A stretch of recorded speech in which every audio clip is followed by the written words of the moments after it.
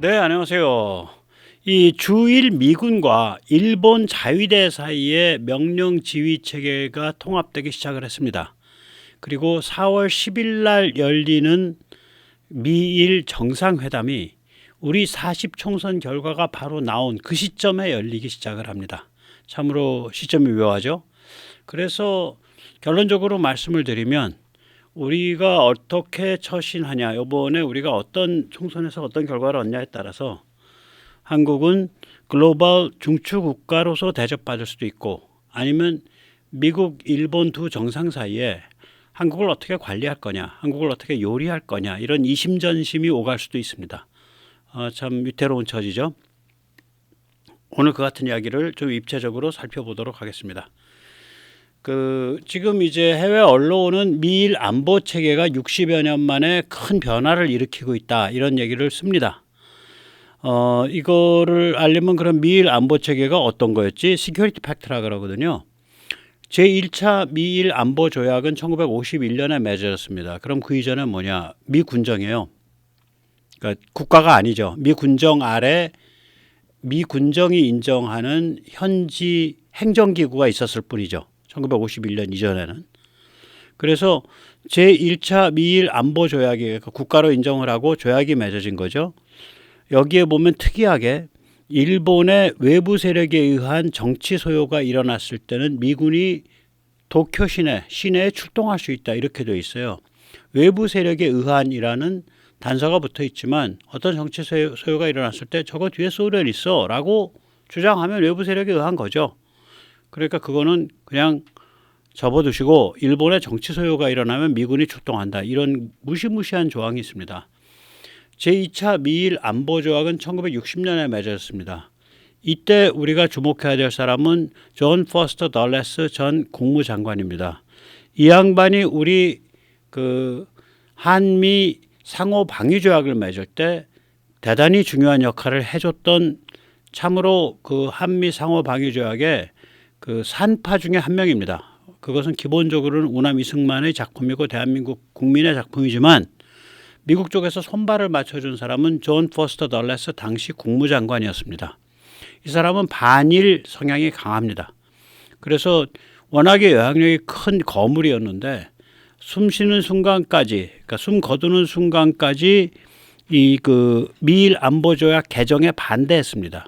그래서 이 사람이 1959년에 사망한 직후에야 제2차 미일 안보조약이 맺어졌습니다. 여기에 보면 제5조는 미국은 일본을 보호한다고요. 제6조는 주일 미군 기지는 일본 안보뿐 아니라 극동 안보를 위해서도 사용한다, 이렇게 되어 있습니다.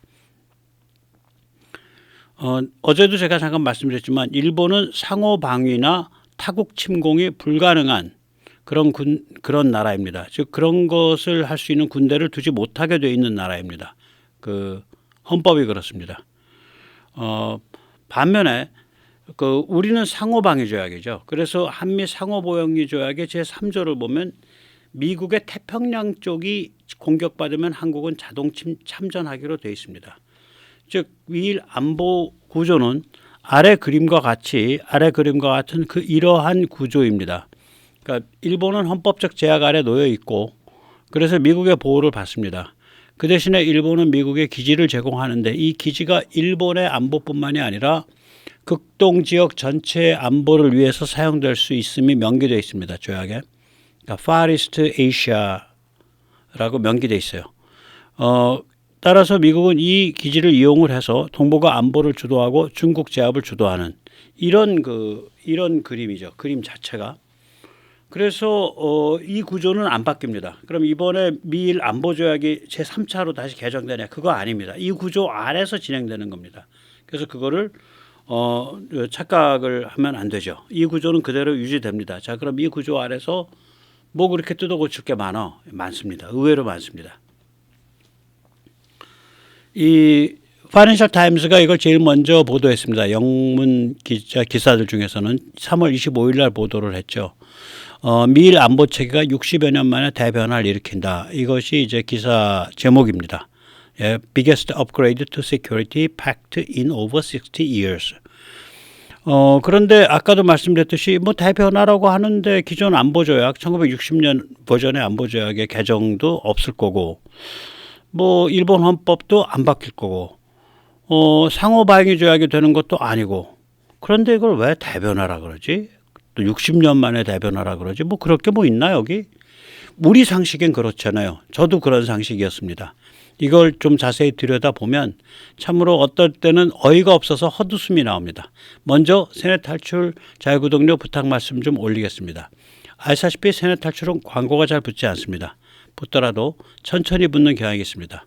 도와주시면 보다 좋은 컨텐츠로 찾아뵙는 데 커다란 힘이 되겠습니다. 감사합니다. 이에 먼저 파이낸셜 타임즈의 기사에 어떤 그 핵심적 구절이 있나 잠깐 살펴보겠습니다. 이 기사는 이렇게 나갑니다.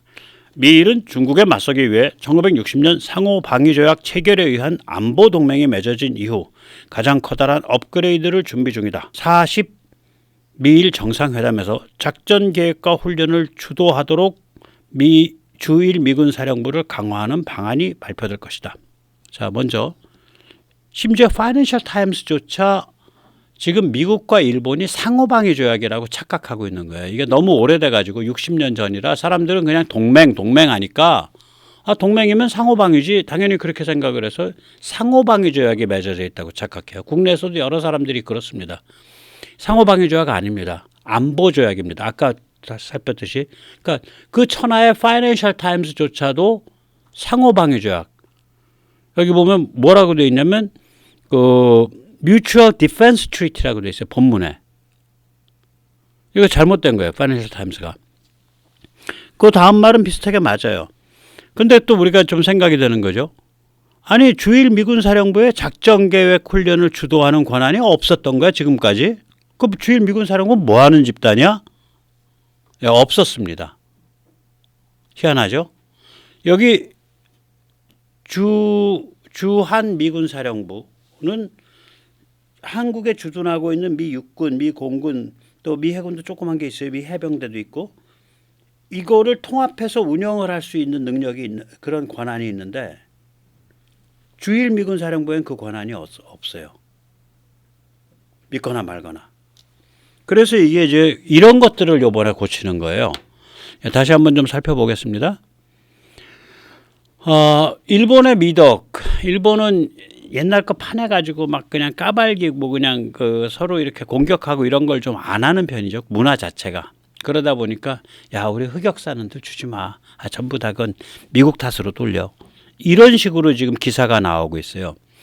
일본의 이제 최대의 신문은 요미우리입니다. 일본에서 이제 좌파 성향 신문, 이른바 진보 성향 신문이 아사히와 마이니치고요. 일본의 주류를 대표하는 신문은 요미우리입니다. 요미우리의 영문 자매지가 저편 뉴스입니다. 저편 뉴스에 보면 제목 자체가 이거예요. 자유대와의 협력을 강화하기 위해 주일 미군의 권한을 강화한다. 즉, 그러니까 문제가 있었던 건 다 주일 미군 쪽이고 자유대는 변함이 없는. 자유대가 무슨 문제를 갖고 있었는지에 대해서는 이 긴 기사에서 단 한 줄도 없습니다. 주요 내용은 이렇습니다. 공군 삼성 장군이 주일 미군 사령관이어서 힘을 못 쓴다. 현재 주일 미군 사령부의 주요 임무는 소파 행정 치닥거리를 하는 것이다. 주일 미 공군, 미 해군, 미 해병대는 주일 미군 사령부의 지휘를 받는 것이 아니라 하와이 인태 사령부의 지휘를 받는다. 그러니까 주일 미군 체제가 잘못되어 있었고 그게 무기력하고 그 다음에 그 헤드는 뭐 별세계에 불과하고 그래서 이번에 미국이 자유대랑 제대로 인터페이스하기 위해서 미군 체제를 가다듬는 것이다. 이렇게 이제 기사가 흘러요. 아시지만 SOFA는 Status of Force Agreement죠. Status of Forces Agreement. 그러니까 미군 지휘에 관한 행정협정이죠. 미군 지휘에 관한 행정협정. 그러니까 생활지도한다는 얘기죠. 주일 미군 사령부는. 이 이야기 자체는 맞아요. 그런데 이렇게 상황이 된 거는 미국 쪽 때문에가 아니라 일본 쪽 때문에 그렇습니다. 이건 이제 이번 기사 말고 일본 쪽에 이제 2월 달 기사 같은 재팬 뉴스예요. 거기에 이제 요미우리에서 따와 가지고 썼는데 2월 달 요번 기사 말고 요번에 이제 그 뭐 미국과 뭐 협의한다 이거 말고 자기들 입법을 다룬 기사를 보면 나옵니다. 이게 2월 10일 기사입니다. 이 참 일본 자위대가 위대한 탈바꿈 변화를 하고 있습니다. 제가 위대한이라고 일부러 써렸어요. 일종의 합동참모본부를 처음으로 만들기로 한 거예요. 일종의 유사합니다. 그럼 우리가 이제 질문을 던져죠. 이거 아는 사람들이 별로 없어요. 이상하게 언급을 안 하더라고.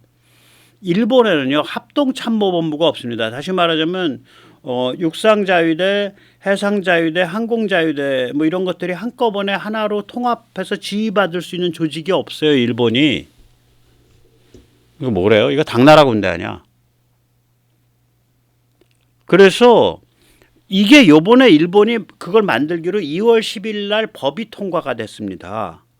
그러니까 요번에 미국의 주1 미군 사령부 체제를 정비하는 거는 일본이 이제 그게 됐기 때문에 미국이 맞대응을 해주는 거예요. 그러면 그전에 뭐가 있었는데 합동참모본부, Joint Chiefs of Staff, JCS는 없고 통합막료 간부라는 게 있었습니다. 통합막료 간부, 감독할 감자에 부처할 부자에서 통합막료 감독부처, 뭐 통합막료 간부 이런 게 있었어요. 이게 뭐 돈박군가 뭐 도박군가 그렇게 불러요. 여기 JSO입니다. Joint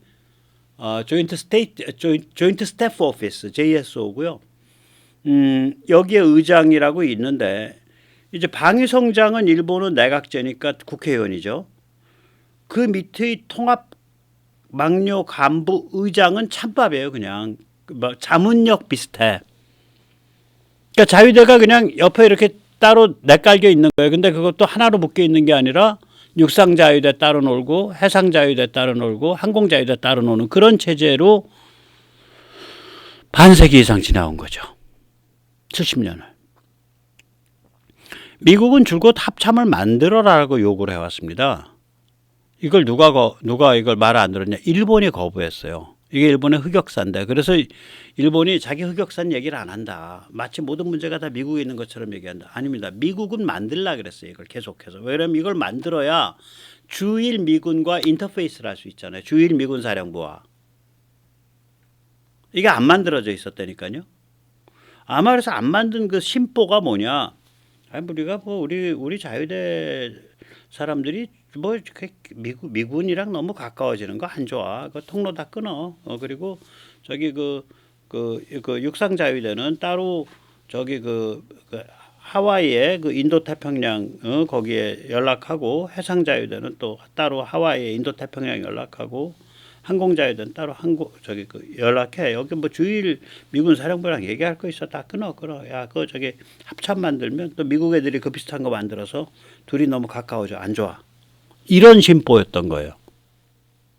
흑역사죠. 그런데 이제 일본이 반중전선으로 끌려 나오면서 합참과 이제 체면이 있으니까 합참은 못 만들어. 이름을 합참으로 달면 안 되잖아. Joint Chiefs of Staff로 달면 안 되잖아요. 그러니까 유사 합참을 만든 거예요. 그래서 합동작전사령부 쪽이라는 걸 만들었습니다. JOC Joint Operations Command라는 걸 만들었어요. 그거를 이번에 2월 10일 날 통과된 법이 그걸 올해 말까지 설치하겠다. 굉장히 지금 서두르고 있습니다. 그래서 우리가 이 사정을 알아야 지금 바이든과 기시다가 이번에 워싱턴 정상회담에서 논의한다는 게 뭔지 이게 보이는 거예요. 이게 그 제가 그린 그림이 아니라 요미우리가 그린 그림입니다. 수상이 있고 그 밑에 방위성장 국방장관이 있죠. 그래서 옛날처럼 보좌역은 있어요. 이게 뭐냐면 통합막료간부 JSO 의장. 이거 옛날엔 딱 여기까지 있었던 거예요. 이 오른쪽이 없어요. 합동작전사령부가 없어. 근데 방위성장 아래 바로 합동작전사령관을 두고 여기서는 자위대의 5군종에 대한 지휘 통합을 하는데 5군종으로 꼽아놓은 게 뭐냐면 육상자위대, 해상자위대라고 안 하고 해상자위 함대라 그러더라고요. 왜 그러는지 모르겠어요. Sea Defense, Maritime Defense Fleet라고 하더라고요. 그 다음에 항공방어사령부. 그러니까 이 해군 쪽에는 사령부를 안 뒀더라고 얘들이. 그것도 함대별로 이렇게 나눈 것 같아요. 항공방어사령부, 사이버방어사령부 이거 거의 완투한 번역입니다. 그 다음에 우주작전그룹, 우주작전그룹이라고 써놨어요. 자기들이. 이렇게 5개 군종을 합동작전사령관 아래다 두고 이 합동작전사령관이 방위성장의 직접적인 관할 아래 있고, 그러니까 다시 말하자면 이 사람이 합참의장이에요. 그리고 그거를 옆에서 통합막력간부라는 옛날 조직을 없애지 않고 그 조직의 의장이 보좌를 하고 뭐 이런 구조를 만든 거죠. 아, 참 합동작전사령부, 합참이라는 말 쓰기가 그렇게 싫었나 봅니다. 예. 그걸 이제 크게 보면 이렇게 되는 거죠. 요미우리 그림을 제가 번역을 한 건데 번역을 할 때 조심했어요. 왜 그러냐면 그 용어를 바꾸면 마음대로 그러니까 해상 자유함대 이거 그대로 그 사령부라고 여기는 안 나오더라고. 또 우주 작전도 사령부라고 안 나와요. 예.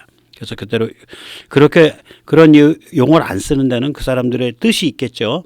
제가 그 내부적 사정을 거기까지는 모르겠습니다. 네. 그래서 이제 우리가 이제 뭘 알 수 있냐? 또 일본 자유대의 위대한 변화. 뭐 위대하다고 제가 참 헛웃음을 치면서 말할 수밖에 없죠. 이 중거리 타격 능력이 급속 강화되고 있죠. 믿거나 말거나 일본은요 지상 해상 공중 어디서 발사하던 간에 500km 이상 되는 거, 뭐 1000km 이상 되는 거 이런 게 없었어요. 우리는 그걸 미국이 그냥 탄도무게 제어하고 사거리 제어하는 걸 그냥 그 저 꼴방에 숨어가지고 계속 준비했던 거 아니야. 일본 이게 없었어요. 미국이 그렇게 뜯어 말린 것도 없는데. 그래서 믿거나 말거나 일본의 구축함과 호위하면은 500km, 1000km 바깥에 적을 타격할 수 있는 무기가 없습니다. 우리는 그 뭐 100개 이런 뭐 세종대왕함 같은데 100개 수직셀 속에 그냥 쫙 그런 무기들 차 있잖아. 얘들은 그런 게 아니야. 우리는 또 다른 의미에서 반쪽이죠. 우리는 공중이나 탄도미사일, 요격미사일이 없잖아요. 비싸서 안 집어넣고 그거를 적 그 지상 목표물 타격으로 다 채워놔 있지. 얘들은 그게 아니에요. 얘들의 구축함이나 호위함은 그 방공 미사일과 탄도 미사일 방어용 그걸로 돼 있어요. 그러니까 이지스함이야. 그러니까 해상 MD 체제예요. 그리고 함대함이나 함대지는 짧아요. 사거리가 500km 이렇게 넘는 게 없어. 공군도 마찬가지고. 한국은 전혀 다르죠. 현무2 이것도 500은 훨씬 넘죠. 800인가까지 가지 않나? 현무3 이거 1500까지 가는 순항 미사일인데 지금 1300으로 3000으로 옮긴다 그러죠. 이게 해룡인가 해성2인가 해성3가 이거 갖다가 배에서 쏘는 거잖아. 현무4, 현무5 이건 다 비밀에 감춰져 있는데 탄도무게 막 줄이고 그러면 3000, 5000km씩 날아가잖아요. 초음속 대함 미사일 저게 한 500에서 800km 간다는 거거든요. 지금 타우루스 저게 아시지만 우리 지금 저 국산화하려고 철룡 개발하고 있죠. 철룡은 한 800km까지 갈 거고요. 타우루스는 500km를 가잖아요. 공대지로. 근데 저게는 단순한 공대지가 아니라 저거는 방카를 깬다든지 다리를 깬다든지 이런 거죠. 그래서 우크라이나가 독일한테 타우루스 달라고 그렇게 울부짖고 있는데 독일이 안 주죠. 왜냐하면 우크라이나는 저걸 가지고 케르치 다리를 크리미아 대교를 깨려 그러는 거거든.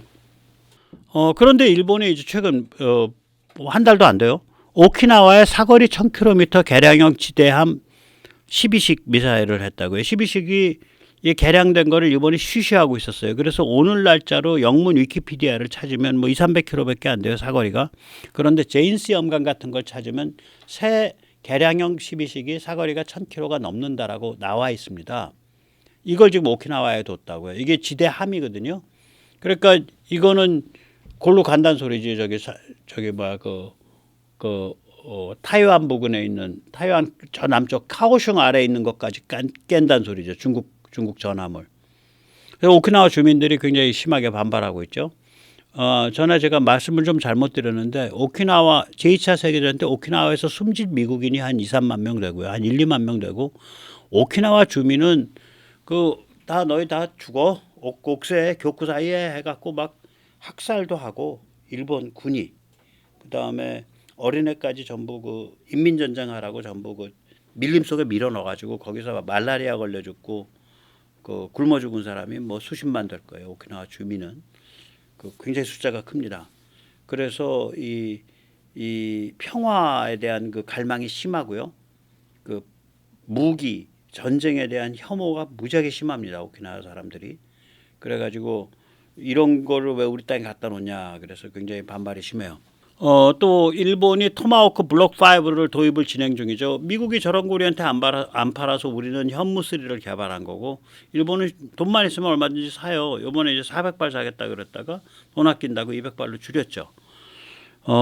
예, 그렇습니다. 그 이제 보시면 이게 이제 타입 12 미사일이죠. 지대함인데 저게 뭐 몇백 킬로, 한 2, 300km 가던 게 이제 그 개량이 돼 가지고 예, 한 1000km 이렇게 갑니다. 예, 1000km 이상 간다고 제인스 영감에 나와 있어요.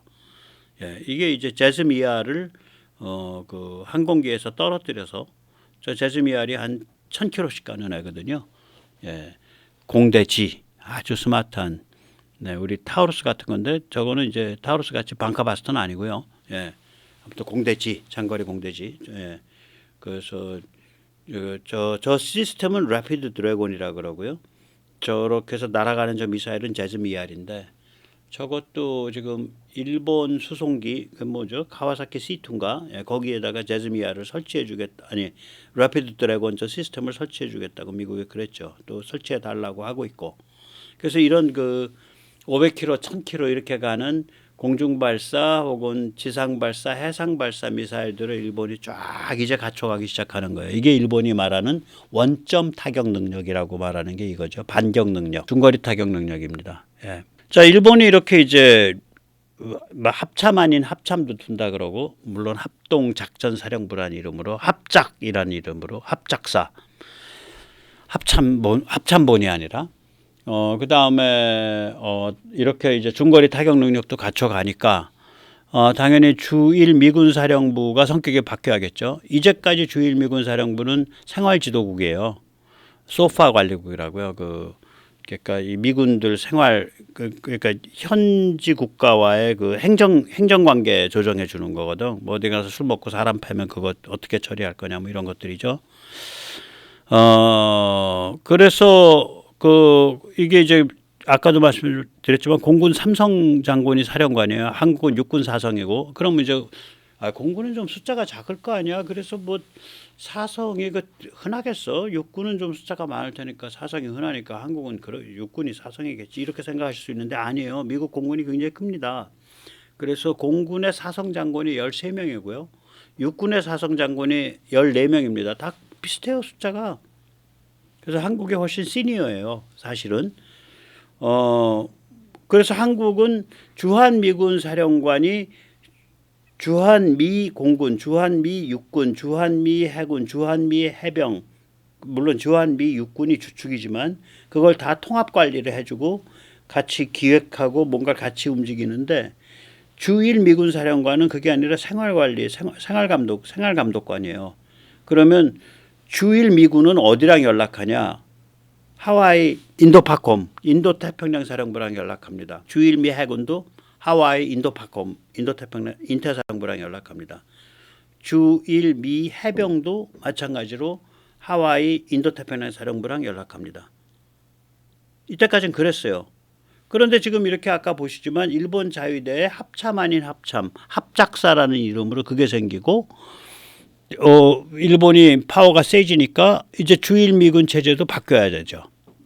그래서 이번에 워싱턴에서 열리는 40 정상회담의 주요 의제 중에 하나는 주일 미군과 자위대 사이의 관계를 어떻게 진화시켜 갈 거냐. 이런 것이 이제 주요 의제가 됐습니다. 그런데 이렇게 이제 큼직한 일이 붙으면요. 이렇게 큼직한 일이 붙으면은 이게 그냥 쉽게 안 가죠. 그러니까 그냥 쉽다기보다 이렇게 갑자기 느닷없이 뭐 이렇게 튀어나오는 게 아니라 다 전조가 있습니다. 아까 이제 2월 10일 날 일본에서 그 법이 통과됐다. 합작사 법이 통과됐다. 합동작전사령부. 2월 1일 날 미국의 그 전략국제연구센터에서 보고서가 나옵니다. 이 보고서 제목이 뭐냐면 미일 동맹의 다음 스텝이 중요하다. 명령 지휘 체계의 현대화. 라는 것이 이제 보고서의 제목입니다. 여기서 두 가지의 화두를 꺼내들거든요. 하나는 뭐냐면 주일 미군 사령부 자체를 강화해야 된다. 지금은 소파 관리국인데 그래서 지금은 그런 건데 이제는 주일 미 공군, 주일 미 해군, 주일 미 해병대를 통합하는 사령부, 조인트 포시스 헤드쿼터즈로 변모해 가야 된다. 이게 하나 들어 있어요. 그러니까 이게 주일 미군 내부의 얘기죠. 그래서 주일 미군 사령부가 강화돼 가지고 인도파콤의 예하 부대지만 그 현지일 일본과 관련된 건 거기서 주도적으로 해야 된다 이런 얘기가 나오고요. 두 번째는 뭐냐면 야 미국 일본 사이에 그 명령 지휘 체계 통합 이거 어떻게 가져가지? 이거 뭐 연합사령부 떠야 되는 거야? 미일 연합사령부 이거 떠야 되는 거야? 이런 얘기가 나와요. 한미 연합사가 있듯이 미일 연합사 떠야 되는 거야? 그래서 이걸 좀 우리가 곰곰이 좀 지켜볼 필요가 있죠. 일단 주일 미군과 그 자위대 사이의 명령 지휘 체계 통합은 이건 대세다 이런 얘기가 나옵니다. 한번 직접 살펴보시도록 하겠습니다. 주일 미군과 자위대 사이의 명령 지휘 체계 통합은 매우 예민한 문제이다. 헌법적 제한이 있을 뿐 아니라 일본 측에는 미군 때문에 제3국의 전쟁에 끌려 들어갈 수 있다라는 우려가 팽배하기 때문이다. 그러나 명령 지휘 체계의 통합은 피할 수 없는 대세이다. 예, 그러니까 주일 미군과 일종의 뭐 연합사까지는 아닌데 나중에 연합사 주장은 안 해요. 주일 미군과 일본 자위대 사이에 명령 지휘 체계가 통합돼야 된다. 우리 지금 전시작전권 얘기랑 비슷한 얘기인 거예요. 우리가 통합돼 있잖아요. 한미연합사로.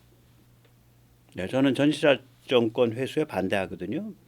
중국이 민주화되고 북한이 자유화될 때까지는 독박을 미국에 씌워야 돼요. 그런 의미에서 반대하는 거예요. 그 다음엔 이제 뭐가 나오냐면 그럼 주일 미군과 일본 자유대는 어떤 관계해야 되냐? 조직이 각 계층에서 다이다이로 상응해서 만들어져서 긴밀하게 각 계층이 서로 엮여서 소통해야 된다. 그러나 한미동맹처럼 한미연합사령부처럼 진정한 의미에서 한 몸이 돼서는 절대로 안 된다. 분리돼야 된다. 그 얘기를 해요. 상응하되 분리한다. 일본과의 동맹은 한미동맹과는 클래스가 다르다. 이 얘기가 나옵니다. 이거 굉장히 중요한 얘기라 제가 좀 길지만 말씀을 여쭈겠습니다. 주일 미군과 자위대는 서로 상응하는 조직을 갖추어 인터페이스해야 하지만 서로 분리돼 있어야 한다. 한미동맹, 즉 한국군과 주한미군 사이의 모델을 적용해서는 안 된다. 한미동맹은 진정한 연합군이다.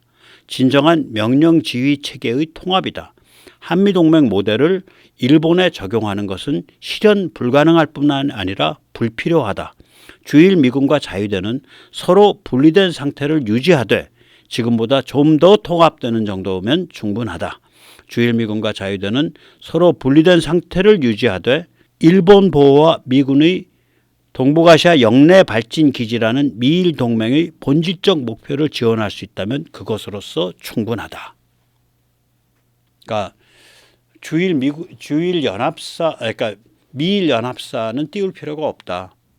연합군이 될 필요는 없다. 될 필요도 없고 되어서도 안 된다.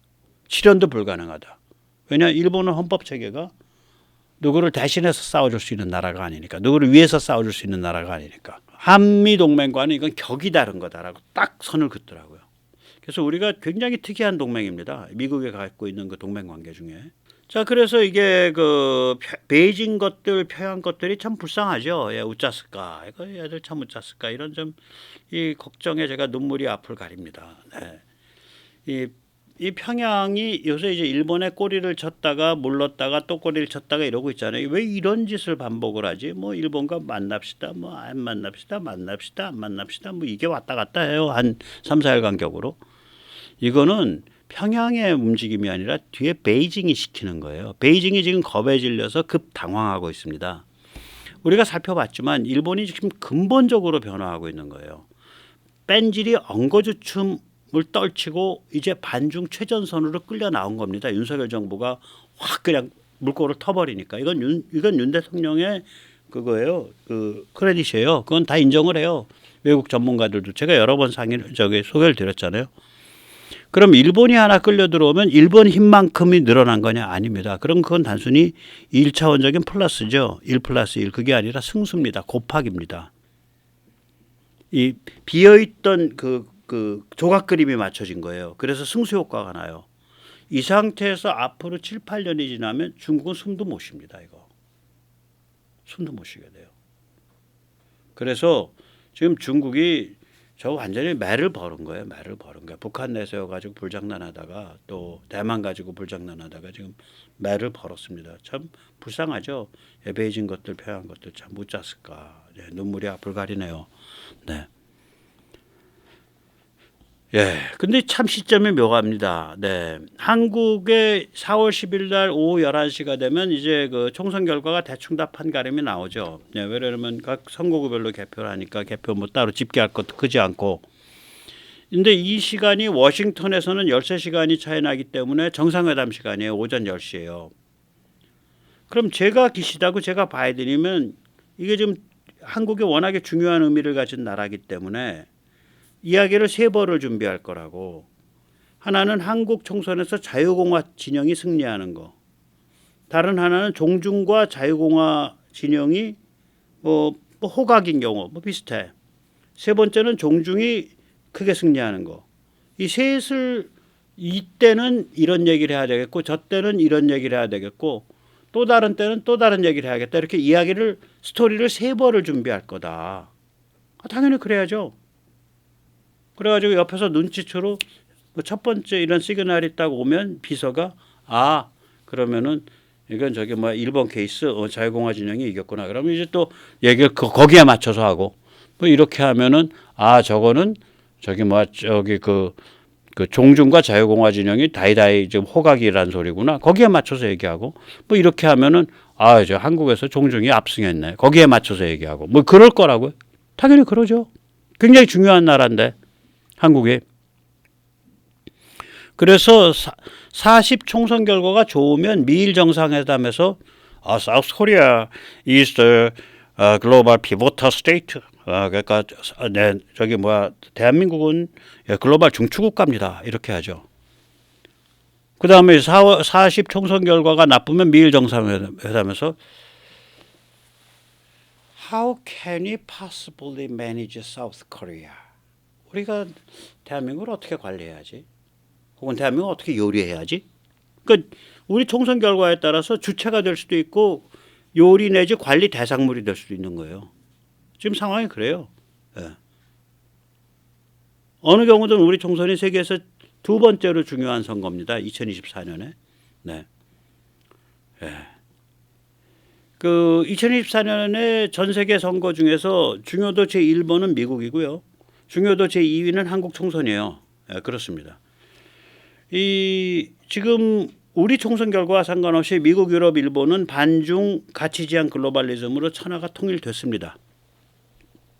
트럼프 요즘 이제 나오기 시작하지만 당선 어려운 걸로 나옵니다. 그럼 반중 가치지향 글로벌리즘이 황당무식한 고립주의를 완전히 꺾는 거예요. 미국 정치에서. 그리고 또 한국은 그동안 유럽과 일본의 각성에 지대한 역할을 했죠. 그야말로 일본 쪽팔리게 만들어서 일본이 반중 최전선으로 끌려 나오게 만들었고, 그게 그 루지에로 같은 사람들, 그 다음에 스콧 스나이더 같은 사람들이 하는 얘기예요. 한국이 그 역할을 했다. 그걸 이렇게까지 표현을 안 하지. 뭐 일본 복장극 긁을 일 있나. 그러나 이걸 어떻게 표현하냐면 한미일 삼각 체제, 삼국 안보협력 체제가 들어서는 데는 윤석열 대통령의 공이 가장 큽니다. 이렇게 표현해요. 그게 뭐냐면 한국이 일본 쪽팔리게 만들어서 일본을 반중 최전선으로 끌어냈다 이 소리야. 그렇죠? 그다음에 한국이 유럽을 쪽팔리게 만들어 가지고 지금 독일, 프랑스까지 다 반도로 다 끌려 나오고 있잖아요. 그래서 이거는 한국이라고 쓰고 유럽, 일본 각성제라고 읽어야지. 그 다음에 중동은 이제 범서방, 저거 뭐 가자. 어떻게든 결판 나요. 그러면 다시 이제 아브라함 협정 더 강화돼서 나간다고요. 그러니까 이스라엘과 아랍권의 융합이 더 강화돼서 나간다고. 그걸로 천하 통일되는 거예요. 그런 분위기가 불어서 저는 이라크가 왔다고 봐요. 저 이라크 회색 분자 국가예요. 이라크가 한 2, 3년 전까지만 해도 그 이란의 그 영향력이 굉장히 컸던 나라입니다. 이라크가. 왜냐면 이라크가 이때까지 알려진 것과는 달리 시아가 절대 다수야. 뭐 55, 60%쯤 되고요. 나머지 한 50% 가지고 순이랑 그 저기 어디지? 저 쿠르드가 나눠져 있어. 근데 쿠르드는 건 우린 관계 안 해. 우리는 우리끼리 살 거야. 이런 애들이라. 그럼 시아랑 순위만 딱 비교해 보면 거의 2대1 가까워요. 비중이. 순위가 한 50%밖에 안 돼. 사이즈가. 쿠르드를 제외시키면. 그래가지고 거기다가 이제 오바마가 IS 때려잡는다고 해서 이라크 안에 시아 민병대, 이란의 영향을 받는 그거 많이 키우게끔 해주고 이란이 이라크를 거의 집어먹게 만들어 놨잖아. IS 잡아먹는다고. 황당한 짓 했죠, 오바마가. 그런데 이제 모든 게 그렇잖아요. 시아니까 이란을, 우리가 시아 종주국 이란을 섬겨야죠. 세상에 그런 게 어딨어. 이라크 시아가 이제 머리가 굵다 보니까 야, 이란 꼴 보기 싫은데 그래서 이라크 시아의 주류가 반이란으로 돌고 있어요, 지금. 그게 한 2년쯤 돼요. 그러니까 시아 내부에서 많이 잡아 죽여요, 최근엔. 그러니까 이란에 충성하는 시아와 이라크 애국 시아 사이에 좀 그렇습니다. 그러니까 이게 이라크가 아주 그 내부 사정이 복잡한 나라인데 왜 한국 국방부에 와서 신원식 장관 만났냐고. 그건 뭐냐면은 이라크가 왜 저기 뭐 천궁을 왜 사? 이란 상대하겠다는 뜻이죠. 이란. 그게 이라크가 최근에 2, 3년 사이에 저렇게 변하고 있어서 그래요. 그건 다시 말하자면 이라크 시아가 이란 충성파가 해서 이라크 애국파로 돌고 있다고요, 지금. 그렇게 돌 경우 그건 최근 돈 거지. 너 얼마 전까지만 해도 자식아 너 저기 그 이란에 줄 서 가지고 충성하던 놈들 아니야. 실제로 그런 사람들이에요. 그 내가 너 어떻게 믿고 내가 패트리어트랑 사드 파냐? 임마 너 가서 한국 가서 천궁 사 임마. 천궁 산다고 오는 거예요, 이게. 이 중앙아시아 오탄 그다음에 카스피 국가들, 그러니까 아제르바이잔, 아르메니아, 조지아 이런 카스피 국가들. 이거 역시 마찬가지로 지금 범서방으로 가고 있거든요. 아르메니아가 그 완전히 그 러시아에 충성맹세하던 나라인데 지금 완전히 이제 미국한테 딸락 붙었잖아. 안 그러면 아제르바이잔의 주업 깨져갖고 잡혀 먹히게 생겼으니까. 이 와중에서 그래도 러시아랑 거리가 좀 있고 상대적 독립성이 강한 우즈베키스탄이 또 한국으로 달려오고 있잖아. 거기다 동남아시아의 회색 분자인 타일랜드가 또 국방장관이 와서 한국이랑 같이 놀자고 하고 있잖아. 이게 지금 그런 나라들 입장에서 보기에는 그 중국 마탱이 갔어. 러시아도 마탱이 갔네. 근데 뭐 지금 미국한테 가서 줄 서기는 이건 쪽팔리고 뭐 미국이 받아줄 것 같지도 않고 한국한테 가서 국방안보 줄 좀 서봐야겠다. 이렇게 되는 거예요, 이게. 그러니까 한국이라고 쓰고 범서방 파트너십 중매쟁이에요. 그런 상태죠, 우리가. 예. 그렇습니다. 자, 이런 한국이 종중소굴로 타락하면 이건 인류의 불행이죠. 뭐 종중소굴로 타락해도 뭐 대한민국 안 망해요. 그러니까 안 망합니다. 왜 그러냐면 이게 전체 판이 지금 미국, 유럽, 일본, 글로벌 사우스, 중동 뭐 다 이제 전부 이게 그 차이나 디리스킹 말하자면 탈중 가치지향 혹은 반중 가치지향 글로벌리즘으로 가고 있기 때문에 전체 판이 이렇게 안정돼서 가요. 요번에 트럼프 당선만 안 되면 트럼프 당선 안 될 것 같은데 그런 안정돼 있기 때문에 한국에서 여기서 개판 나도 나라는 안 망해. 근데 굉장히 고달프고 심지어는 한방 빠바방 하고 붙을 위험성도 있지. 왜냐면 시진핑이가 이제 그러면 이제 뭐 전화 시청자님들 중에 조금 이제 그 지구를 떠나는 분들이 좀 있겠죠. 뭐 어차피 한 세상인데 뭐 어쩔 수 없는 거지 뭐. 예. 그러나 뭐 대한민국이 망할 지경은 아니다 이거지. 예. 그렇지만 그렇게 나쁜 코스로 안 가고 한국이 좀 순조롭게 가면 한국 사람도 좋고 인류도 편안하거든. 이렇게 좋은 역할을 쭉 해왔는데 지난 한 2년 동안. 그래서 이제 우리 앞에 놓인 화두는 이거지. 야, 온 세상이 다 반중인데 너 혼자 종중할래? 예, 그겁니다. 온 세상이 다 반중인데 너 혼자 종중할래? 여기만 종중이냐? 종중의 성지냐? 예, 오늘 여기까지 모시겠습니다. 감사합니다.